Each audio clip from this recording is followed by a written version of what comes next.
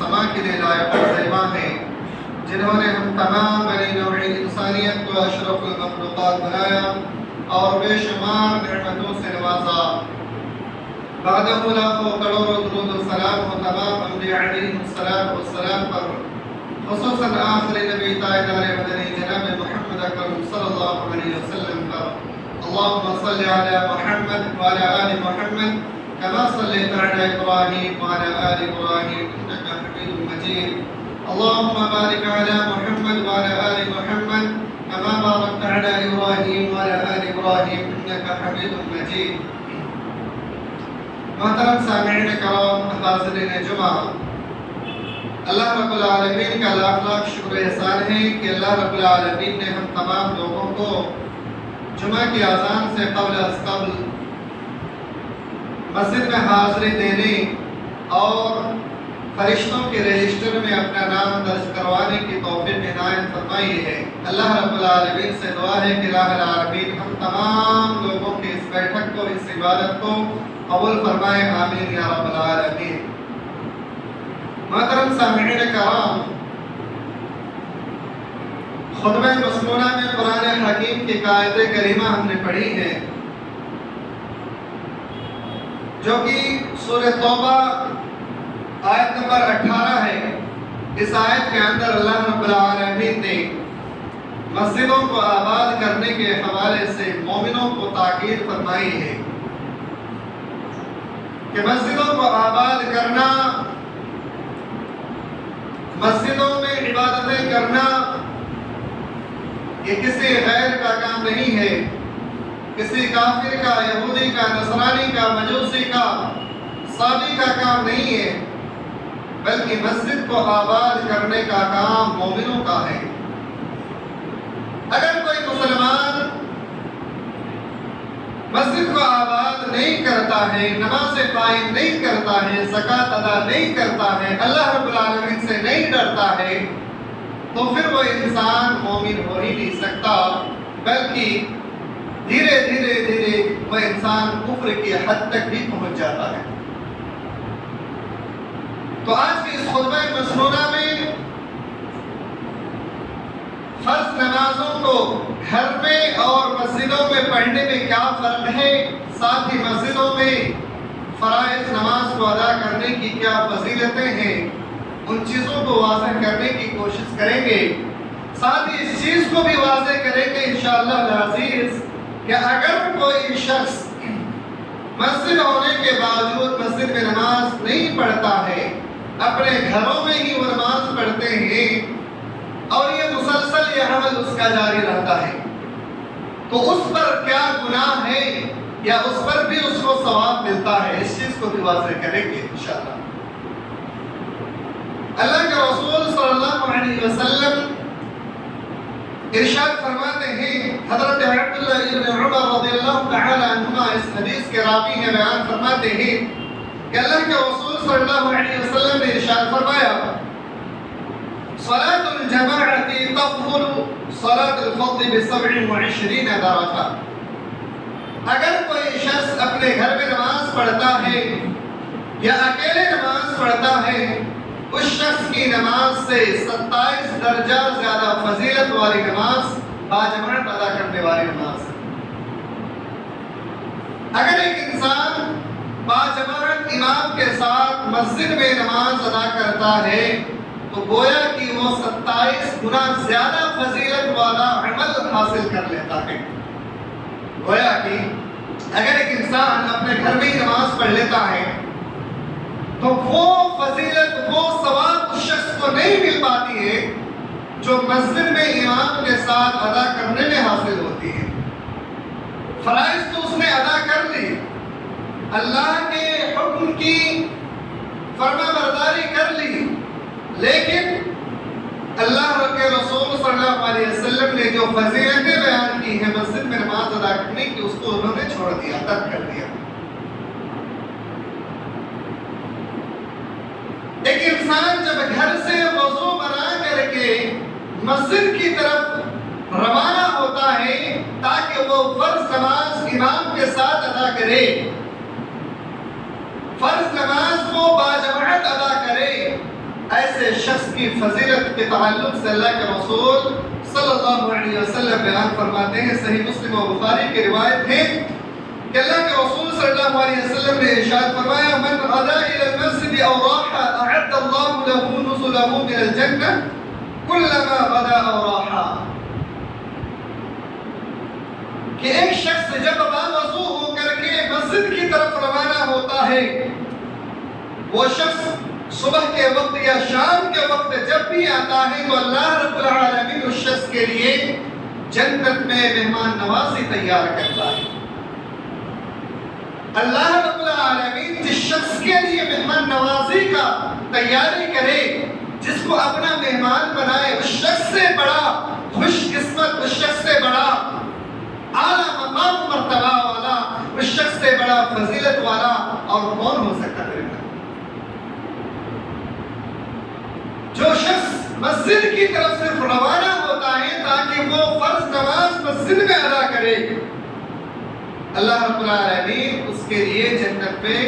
مہمان نوازی تیار کرتا ہے، اس کو اپنا مہمان بنانا چاہتا ہے۔ اور وہیں پر ایک انسان جب مسجد میں آ کر کے فرض نماز کو ادا کرنے کے بعد جس جگہ میں اس نے نماز ادا کی،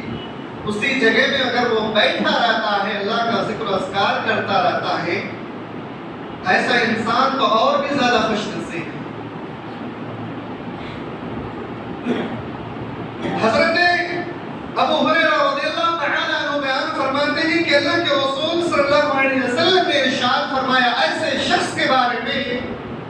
جو امام کے ساتھ فرض نماز کو ادا کرتا ہے اور جس جگہ اس نے نماز ادا کی اسی جگہ پہ اسی حالت پہ وہ بیٹھا رہتا ہے اور ہلتا ڈلتا نہیں ہے، اپنی جگہ کو چھوڑ کر کے پیچھے بھی نہیں ہٹتا، اپنی جگہ کو چھوڑ کر کے مسجد کے دوسری جگہ پہ جا کر بھی نہیں بیٹھتا، جس جگہ پر اس نے نماز پڑھی امام کے ساتھ اسی جگہ پر بیٹھا رہتا ہے، اور جب تک وہ بیٹھا رہتا ہے ایسے شخص کے بارے میں بیان فرماتے ہیں کہ والملائکۃ تصلی علی احدکم ما دام فی مجلسہ الذی صلی فیہ تقول، کہ ایک نمازی جب تک اپنی مقام پر بیٹھا رہتا ہے، جس جگہ پر اس نے نماز پڑھی ہو، جس جگہ اس نے امام کے ساتھ نماز ادا کی ہو، فرشتے اس کے لیے دعا کرتے رہتے ہیں، اور دعا ایسی ویسی دعا نہیں ہے بلکہ انسان کی فلاح اور کامیابی کی دعا ہوتی ہے۔ فرشتے کہتے ہیں اللہم اغفر لہ اللہم ارحمہ، فرشتے اس شخص کے لیے دعا کرتے ہیں اے اللہ تیرے اس بندے کو تو معاف کر دے، اے اللہ تو اپنے اس بندے پر رحم فرما دے۔ میرے بھائیوں، فرض نماز اگر پڑھ کر کے کوئی اپنی جگہ پر بیٹھا رہ جائے تو اس شخص کی فضیلت کیا ہے؟ اس شخص کے لیے فرشتے تک دعا کرتے ہیں کہ اللہ اس کی مغفرت فرما دے، اس پر رحم فرما دے۔ میرے بھائیوں، اپنے گناہوں کا اگر ہم جائزہ لیں تو انسان گناہوں کے دلدل میں ایسے پھنسا ہوا ہے کہ یقین مانے اگر اللہ رب العالمین کی رحمت نہ ہو، اللہ رب العالمین کی توفیق نہ ہو تو دنیا میں کسی انسان کی بس میں نہیں ہے کہ وہ اللہ رب العالمین کہ ایک ذرہ برابر انعام کا وہ مستحق ہو جائے، ذرہ برابر انعام کا مستحق۔ اللہ نے تو بے شمار نعمتوں سے ہمیں اور آپ کو نوازا ہے، اللہ نے اتنی بڑی بڑی نعمتوں سے ہمیں اور آپ کو نوازا ہے، خود ہمارے جسم کے اندر جو روح ہے، اسی روح کی بات نہیں، کتنی بڑی نعمت ہے، آنکھیں، کان، زبان، دل، اس کو تو چھوڑے، جو روح جس کی وجہ سے ہمارا آپ سانس لے رہے ہیں، ہمارا جسم بھی تندرست ہے جس روح کی وجہ سے، جس روح کی وجہ سے ہم اپنے ہاتھوں کو اٹھا رہے ہیں، اپنے ہاتھوں سے پکڑ رہے ہیں، اپنے پیر سے چل رہے ہیں، سوچ رہے ہیں، سمجھ رہے ہیں، سانسیں لے رہے ہیں، لوگوں سے باتیں کر رہے ہیں، مل رہے ہیں، جڑ رہے ہیں۔ اگر یہی روح ایک سیکنڈ کے بعد جسم سے نکل جائے تو بتائیے اس جسم کی کوئی اوقات ہے، کوئی حیثیت ہے کہ یہ جسم اپنے لیے کچھ کر سکتا ہے؟ نہیں۔ تو اللہ کی بہت بڑی نعمت ہے یہ روح بھی، باقی دیگر چیزیں تو اللہ رب العالمین کی بہت بڑی بڑی نشانیاں، بہت بڑی بڑی نعمتیں جو کہ اللہ رب العالمین نے انسانوں کو عطا کر رکھی ہیں، اور بھی بلا معاوضہ۔ تو بتائیے اللہ رب العالمین صرف اور صرف جب ہم اور آپ 5 وقتہ نماز ادا کرتے ہیں وہ بھی امام کے ساتھ مسجد میں، تو اس شخص کے لیے اللہ رب العالمین مہمان نوازی بھی کرتا ہے اور فرشتے دعا کرتے ہیں اللہ تو اس کے لیے مغفرت کر دے اور اسے تو رحم کر دے۔ اور فرشتے یہ دعا اس وقت تک کرتا رہتا ہے جب تک کہ ما لم يحدث فيه ولم يحدث فيه، جب تک کہ اس کے پیروں میں کوئی تکلیف نہ ہو، یعنی اپنی جگہ سے ہل نہ جائے۔ جس جگہ بیٹھ کر کے اس نے نماز ادا کی ہے اس جگہ کو چھوڑ کر کے پیچھے نہ ہٹ جائے، مسجد کے دوسرے کنارے پہ جا کر کے نہ بیٹھ جائے، یا پھر اس کی وضو کو ختم نہ ہو جائے کسی بھی وجہ سے، اس وقت تک فرشتے دعا کرتے ہیں۔ میرے بھائیوں، مسجد میں فرض نمازوں کو باجماعت ادا کرنے کی یہ بڑی فضیلت ہے۔ اسی طریقے سے ہمارے اور آپ کے ذہن میں ایک بات آ جاتی ہے، وہ ایک بات یہ کہ ہم اور آپ مسجد سے کافی دور ہیں، ہمارا گھر مسجد کے قریب نہیں ہے، دور سے ہم کیسے چل کر کے آئے؟ راستے میں کیچڑ ہوتے ہیں، راستے میں بارش ہو جاتی ہے، آنے میں پریشانی ہوتی ہے، بدبودار راستہ ہوتا ہے، کتے ہوتے ہیں، دیگر ایذا پہنچانے والے جانور ہوتے ہیں، طرح طرح کی چیزیں ہوتی ہیں، لیکن اس کے باوجود بھی کبھی کبھی اندھیریوں میں بھی آنا پڑتا ہے۔ اس کے باوجود بھی اگر ایک شخص مسجد کی طرف چل کر کے نماز پڑھنے آتا ہے، ایسے شخص کے بارے میں اللہ کے رسول صلی اللہ علیہ وسلم ارشاد فرماتے ہیں، حضرت بریدہ رضی اللہ تعالیٰ عنہ بیان فرماتے ہیں کہ اللہ کے رسول صلی اللہ علیہ وسلم نے فرمایا کہ بشر المشائین فی الظلم الى المساجد بالنور التام یوم القیامہ، ایسے شخص کے لیے بشارت ہے، ایسے شخص کے لیے بشارت ہے جو انسان اندھیریوں میں فجر اور عشاء کی نماز میں مسجد کی طرف چل کر کے آئے، اندھیرے میں چل کر کے آنے کی وجہ سے اللہ رب العالمین قیامت کے دن مکمل نور اسے عطا کرے گا، مکمل نور عطا کرے گا، ہلکا پھلکا نہیں ہے، پوری روشنی اسے عطا کیا جائے گا۔ تو مسجد میں گھر دور ہے،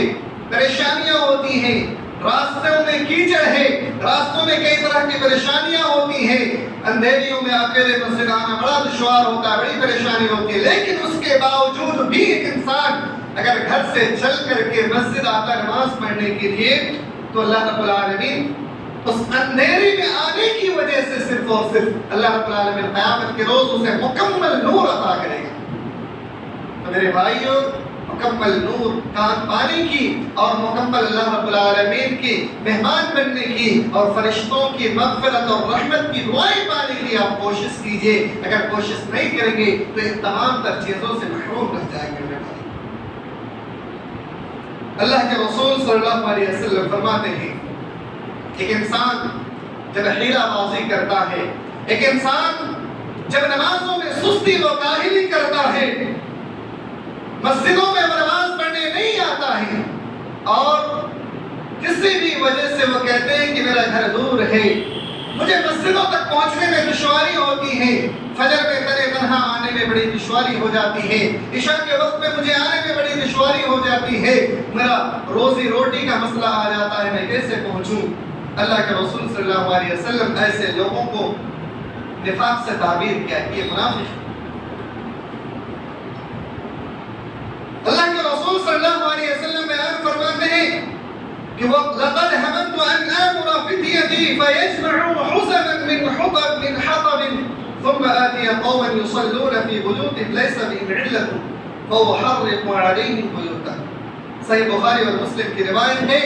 اللہ کے رسول صلی اللہ علیہ وسلم بیان فرماتے ہیں کہ اذان ہونے کے باوجود، اذان کے کلمات اس کے کانوں میں پہنچنے کے باوجود اگر کوئی شخص اپنے گھروں میں نماز پڑھتے ہیں، ایسے شخص کے لیے فرماتے ہیں کہ میں ارادہ کرتا ہوں کہ میں اپنے چند نوجوانوں کو یہ حکم دوں کہ وہ لکڑیوں کے گٹھوں کو جمع کرے اور میں لوگوں کے گھروں کی طرف چکر لگاؤں اور دیکھوں کہ کون شخص اذان کے ہو جانے کے باوجود، اذان کے کلمات کانوں میں پہنچ جانے کے باوجود وہ انسان اپنے گھر میں نماز ادا کرتا ہوں، گھروں میں بیٹھے ہوئے ہیں، میں ان کے گھروں میں آگ لگا دوں بغیر کسی عذر کے، اگر وہ بیٹھے اس کے گھروں میں آگ لگا دوں۔ میرے بھائیوں، یہ کون سا عذر ہے آپ کے پاس؟ کہ آپ کا گھر دور ہے، یہ آپ کے پاس عذر ہے؟ آپ اندھیریوں میں نہیں آ سکتے، یہ آپ کے پاس عذر ہے؟ نہیں میرے بھائی، یہ آپ کا عذر نہیں ہے جب تک اللہ رب العالمین نے آپ کو جسم عطا کیا ہے، یہ جوانی عطا کی ہے، یہ قوت عطا کی ہے۔ آج کے اس دور میں تو اللہ رب العالمین نے اور بھی بڑی بڑی نشانیاں آپ کو دے رکھی ہیں، بڑی بڑی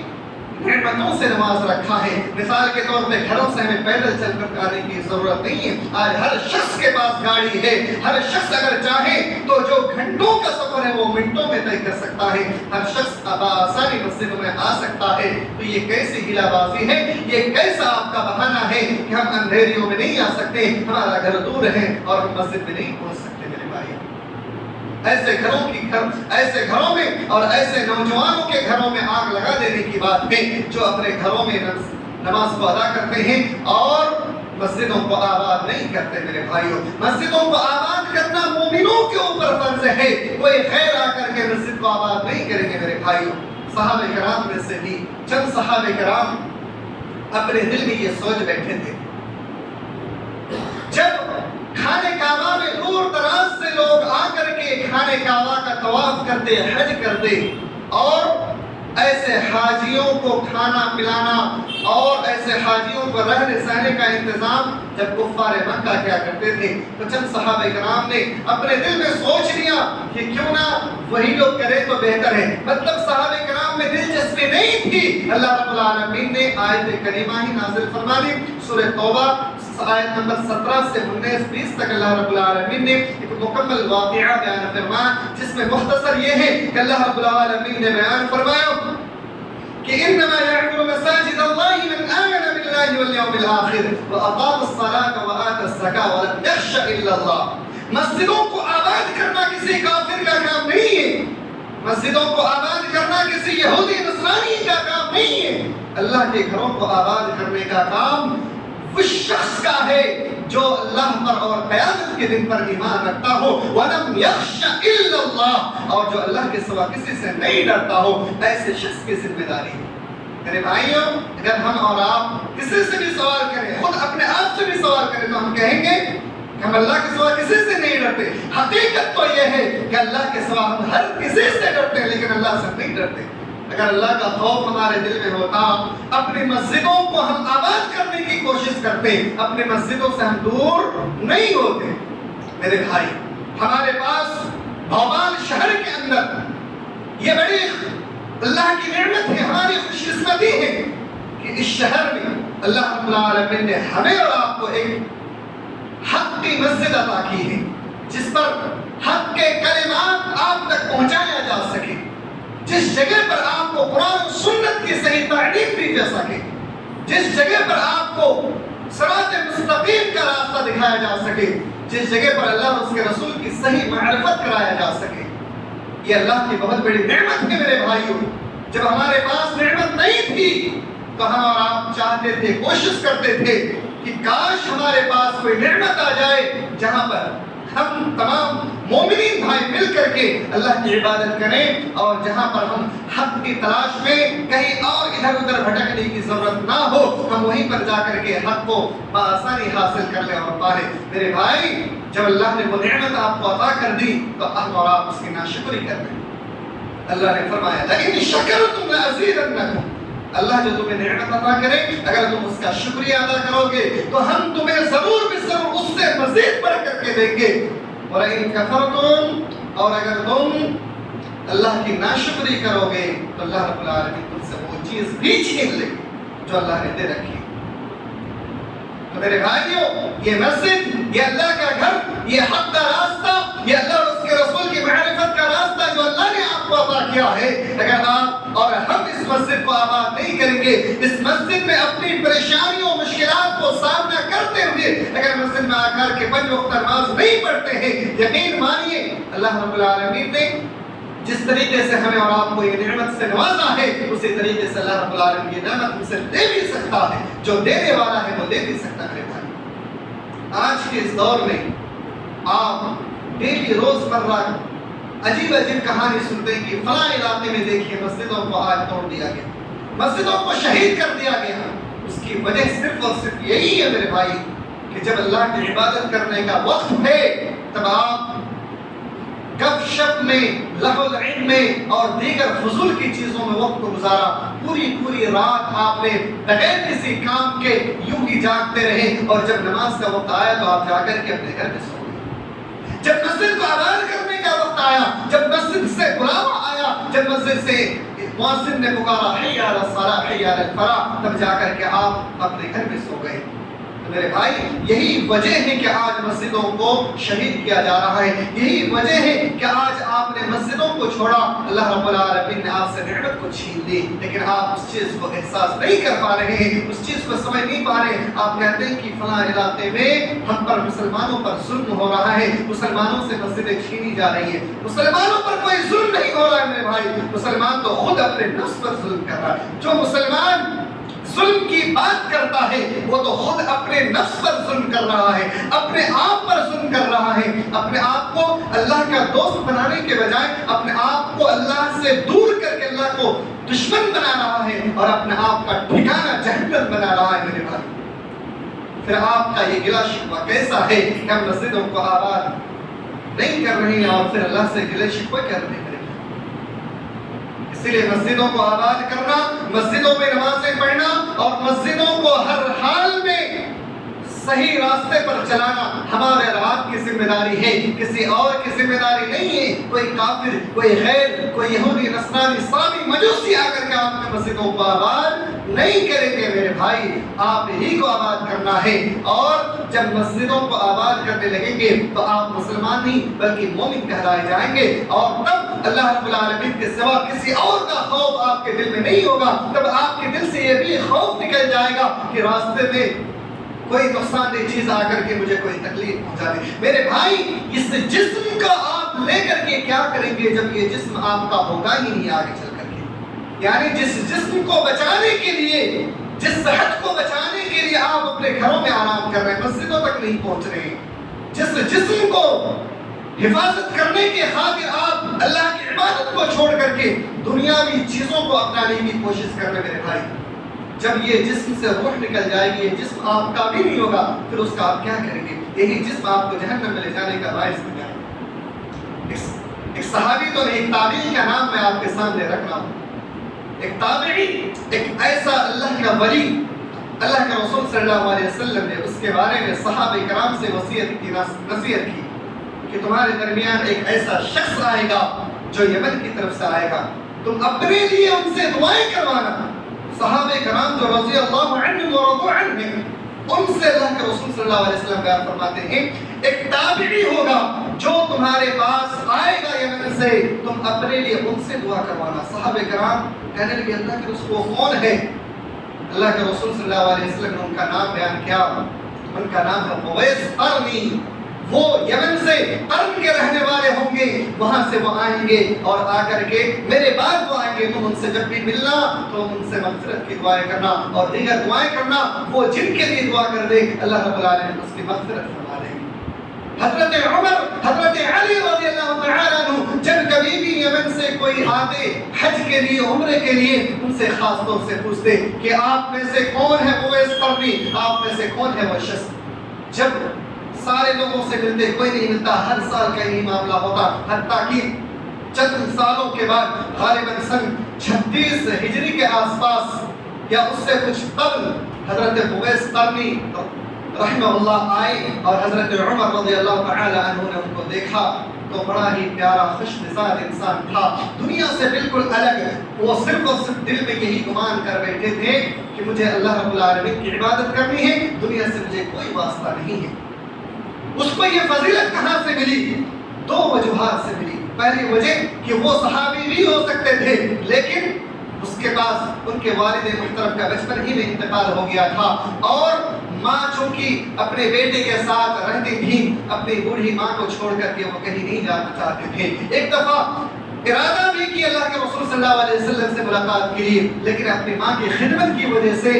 اللہ کے رسول صلی اللہ علیہ وسلم سے ملاقات نہ کر سکے اپنی ماں کی خدمت کی وجہ سے اور دنیا کی محبت کو دل سے نکالنے کی وجہ سے وہ صحابہ کرام رضی اللہ تعالی عنہم اجمعین سے کہا گیا کہ ان سے اپنی دعائیں کروانا. یہ بڑا مقام و مرتبہ حضرت اویس قرنی کو ملا.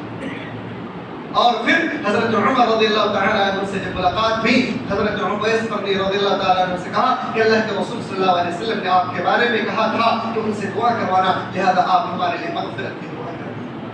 حضرت عمر جیسے صحابی جو جلیل القدر صحابی ہیں جن کے بارے میں کہا گیا کہ یہ جنتی ہیں, کئی مقامات پر جنت کی بشارت ملی ہے, اس سے کہا گیا کہ آپ جنتی اور وہ اپنے لیے مغفرت کی دعا کروا رہے ہیں. حضرت علی اپنے لیے مغفرت کی دعائیں کروا رہے ہیں.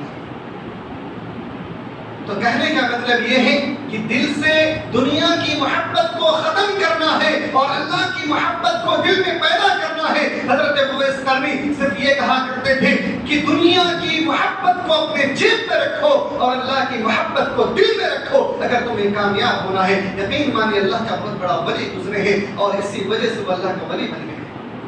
تو دنیا کی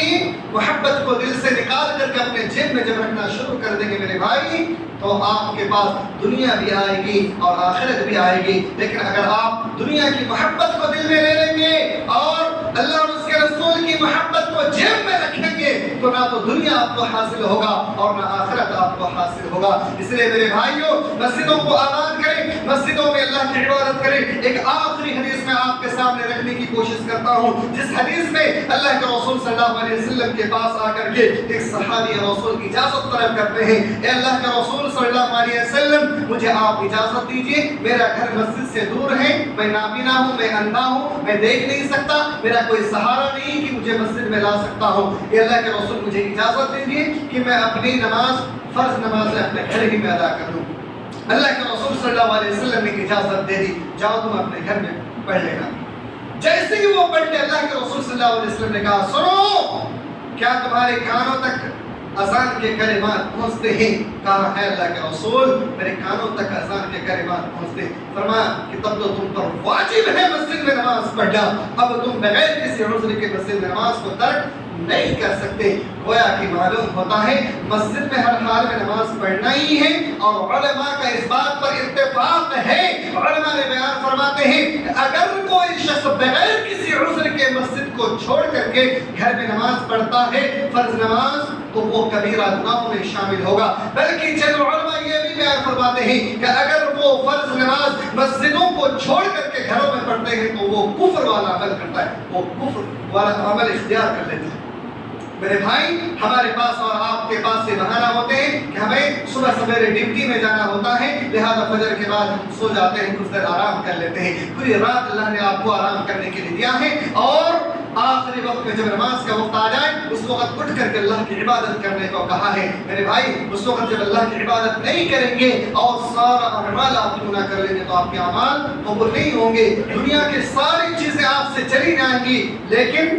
جب اللہ رب العالمین کی عبادت کریں گے تو وہی چیز آپ کے پاس باقی رہیں گی. اس لیے میرے بھائیوں اپنے مسجدوں کو آباد کریں. مسجدوں کو آباد کرنے کے لیے میرا ہر شخص سے یہ گزارش ہے کہ ہر شخص اگر اپنے دل میں یہ ارادہ کر لے, ٹھان لے کہ میں اللہ سے وعدہ کرتا ہوں, اور یہ وعدہ کرنا بھی چاہیے ہر شخص کو کہ میں اللہ سے وعدہ کرتا ہوں کہ میں 5 وقت میں مسجد تو نہیں پہنچ سکتا لیکن ہر نماز میں سے کسی ایک وقت میں ضرور مسجد میں آؤں گا. یہ ہم سب کو وعدہ کرنا چاہیے. اگر یہ وعدہ آپ اپنے آپ سے اللہ رب العالمین سے وعدہ کر لیتے ہیں یقین مانیے انشاءاللہ العزیز آپ مسجد کو آباد کرنے والا شخص بھی بن جائیں گے اور دھیرے دھیرے آپ دینی علم سے مستفید بھی ہوں گے اور دھیرے دھیرے اللہ اور اس کے رسول کو اپنے دل میں رکھنے کی کوشش بھی کرنا شروع کر دیں گے اور اس سے محبت بھی پیدا ہونا شروع ہو جائے گا. اور یہ بھی عہد کر لیں کہ جس وقت کو ہم نے اپنے لیے اللہ سے وعدہ کیا ہے اگر ہم اس وقت میں نہیں پہنچ سکتے تو اللہ کے راہ میں کچھ نہ کچھ خیرات کریں گے. یہ عہد کر لیجئے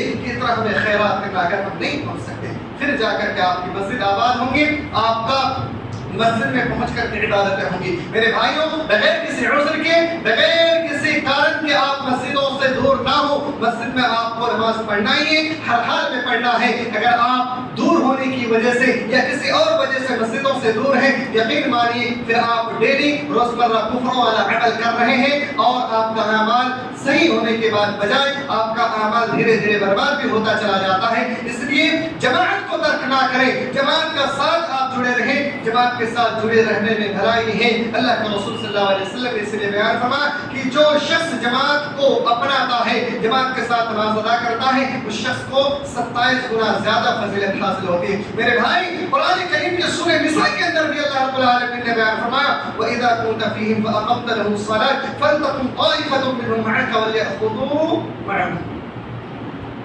جنگ چل رہی ہے اور اللہ کے رسول صلی اللہ علیہ وسلم کے ساتھ کفار مکہ لڑ رہے ہیں، دیگر کفار لڑ رہے ہیں، ایسے حالات میں بھی اللہ رب العالمین نے یہ نہیں فرمایا کہ اے مومنوں جاؤ اکیلے اکیلے تنہا نماز پڑھ لو، اکیلے تنہا نماز پڑھنے کے بارے میں نہیں فرمایا، بلکہ اللہ کے رسول صلی اللہ علیہ وسلم سے فرمایا اے پیارے حبیب آپ جتنے بھی لوگ اس جنگ میں شریک ہیں ان تمام لوگوں کو 2 حصوں میں تقسیم کر دیں، ایک حصہ ان کافروں اور ان دشمنوں کا مقابلہ کریں اور ایک گروہ ایک حصہ آپ کے ساتھ آ کر کے نماز پڑھنا شروع کر دیں۔ جب یہ لوگ سجدہ رکوع کر چکے ہوں تو یہ لوگ نکل جائیں اور جا کر کے ان کا سامنا کریں اور دوسرا گروہ آ کر کے آپ کے ساتھ باجماعت نماز ادا کریں۔ میرے بھائی، کسی بھی شخص کو اکیلے تنہا جنگ کی حالت میں بھی اللہ نے جب اجازت نہیں دی تو ہم اور آپ کیسا بہانہ کر رہے ہیں؟ گھر میں جو پوری رات ہم اپنے وقت پر یوں ہی ضائع برباد کرتے ہیں اور پھر جلدی جلدی آپ 2 رکعت نماز گھر میں پڑھ کر کے سو جاتے ہیں، یہ آپ اس چیز کا عمل کرتے ہیں، بلکہ اللہ کے رسول صلی اللہ علیہ وسلم بیان فرماتے ہیں کہ وہ شخص اس شخص کی نماز اس شخص سے بہتر ہے جو اکیلے تنہا نماز پڑھتے ہوں، اس شخص سے بہتر نماز اس شخص کی ہے جو مسجد میں امام کا انتظار کرتا ہے، امام کے ساتھ نماز ادا کرتا ہے اور نماز ادا کرنے کے بعد پھر وہ اپنے گھر کی طرف لوٹتا ہے، تو اس شخص سے وہ بہتر ہے جو امام کے ساتھ نماز پڑھنے کے لیے امام کا انتظار کرتا ہے اور امام کے ساتھ نماز ادا کرتا ہے۔ اس لیے میرے بھائیوں، اللہ رب العالمین سے عہد کریں، وعدہ کریں کہ مسجد کو آباد کرنا ہے، اللہ نے جو نعمت ہمیں اور آپ کو دی ہے اس نعمت کی شکر ادا کرنا ہے، ناشکری نہیں کرنی ہے اور اس مسجد کو آباد بھی کرنا ہے اور ساتھ ہی ساتھ 5 وقت نماز باجماعت ادا کرنے کی کوشش کرنی ہے، الا یہ کہ کوئی مجبوری ہو، کوئی حاجت ہو پھر اپنے گھروں میں پڑھ لیں یا دیگر جگہوں میں پڑھ لیں، یہ الگ معاملہ ہے۔ بغیر کسی عذر کے، بغیر کسی شرعی عذر کے آپ مسجدوں کو چھوڑنے کی کوشش نہ کریں، جماعت کو ترک کرنے کی کوشش نہ کریں میرے بھائیوں۔ اللہ رب العالمین سے دعا ہے کہ الہ العالمین ہم تمام امت مسلمہ کو مسجدوں کو آباد کرنے کی توفیق عنایت فرما۔ الہ العالمین ہم تمام امت مسلمہ کو ایک ساتھ ایک جماعت ہو کر کے نماز ادا کرنے کی توفیق عنایت فرما۔ اے اللہ ہم تمام امت مسلمہ کو دیگر تمام اعمال میں ایک ساتھ ایک جماعت ہونے کی توفیق عنایت فرما۔ اے اللہ ہم سب کے دلوں سے بغض، حسد، کینہ، کپٹ کو نکال کر کے ہم سب کو ایک جماعت بن کر کے، ایک بھائی بن کر کے، ایک رسی بن کر کے چلنے کی توفیق عنایت فرما۔ آمین تقبل یا رب العالمین وآخر دعوانا الحمد للہ رب العالمین۔